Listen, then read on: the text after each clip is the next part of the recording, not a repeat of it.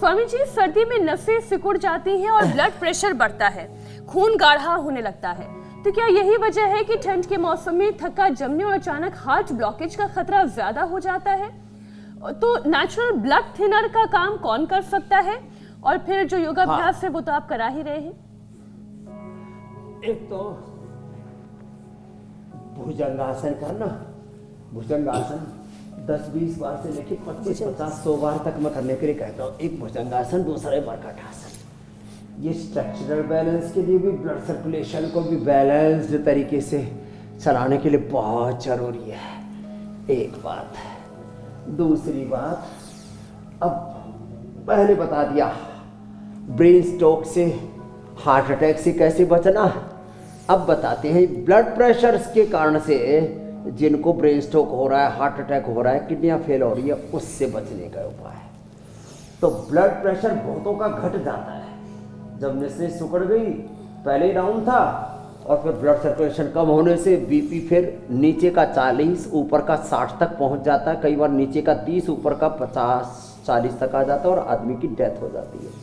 तो जिनके लो बीपी है उनको दूध में हल्दी, शिलाजीत, केसर ये सब डाल के लेना है, इससे बीपी नॉर्मल आ जाता है। अभी भी सुबह सुबह एक माता आई, बोले बाबा जी लो बीपी रहता था, आपने बोला था अश्वगंधा शतावर लो, तो दूध में अश्वगंधा शतावर, शुंठी, हल्दी, अदरक डाला, थोड़ा केसर डाला, शिलाजीत डाला, पी लिया, बीपी नॉर्मल आ गया। इसके लिए अश्वगंधारिष्ट भी पिलाते हैं। तो जिनका बीपी लो रहता है वो अश्वगंधारिष्ट पिए। वे दूध में हल्दी, शिलाजीत, थोड़ा लहसुन पका करके खा लें। हल्दी, शिलाजीत, लहसुन, उसमें अश्वगंधा शतावर, शुंठी ये डाल सकते हैं। ये तो लो बीपी के लिए बताया। मरकट आसन के 3 अभ्यास। हाई बीपी के लिए तो लौकी का सूप, जो थोड़ा ज़्यादा ही ठंडा हो जाता है सर्दियों में, लौकी या पेठे का जूस या सूप। अब जिनकी पित्त प्रकृति है उनको तो कोई दिक्कत नहीं होती है, और पित्त प्रकृति और बीपी भी हाई हो तो और फिर ठंड बहुत बढ़ गई हो तो फिर खतरा कई गुना ज़्यादा बढ़ जाता है। तो क्या करें, तो मुक्तावटी लें, मुक्तावटी।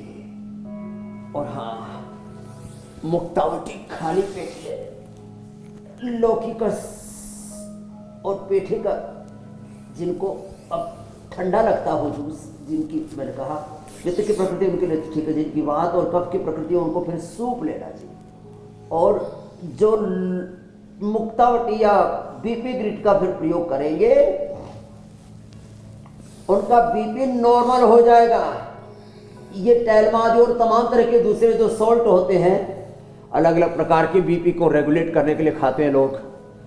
10 रुपए से लेकर के 100 रुपए तक की रोज दवा खाते हैं, और कुछ तो 500-500 रुपए की दवा खा जाते हैं रोज की, ब्लड प्रेशर को कंट्रोल करने के लिए। सबसे साइंटिफिक, सबसे इफेक्टिव, अफोर्डेबल कोई तरीका है तो वह मुक्तावटी 2-2 सुबह शाम। किसी का फिर भी बहुत ही ज़्यादा हाई रहता हो तो उनको हम प्रयोग करवा देते हैं। फिर 3 बार मुक्तावटी, खाली पेट मुक्तावटी खाने के बाद बीपी ग्रिड। ऐसा हो ही नहीं सकता। सिंथेटिक दवा पहले ही दिन हम बंद करा देते हैं। बस 2 आसन नहीं कराते, एक तो ये सर्वांगासन और दूसरा शीर्षासन, जिनका बीपी बढ़ा हुआ है। बस इतनी सावधानी रखवाते हैं और सबसे कहते हैं भाई थोड़ा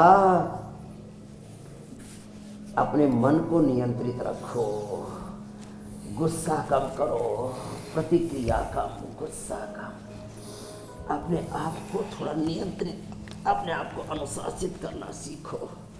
देखिए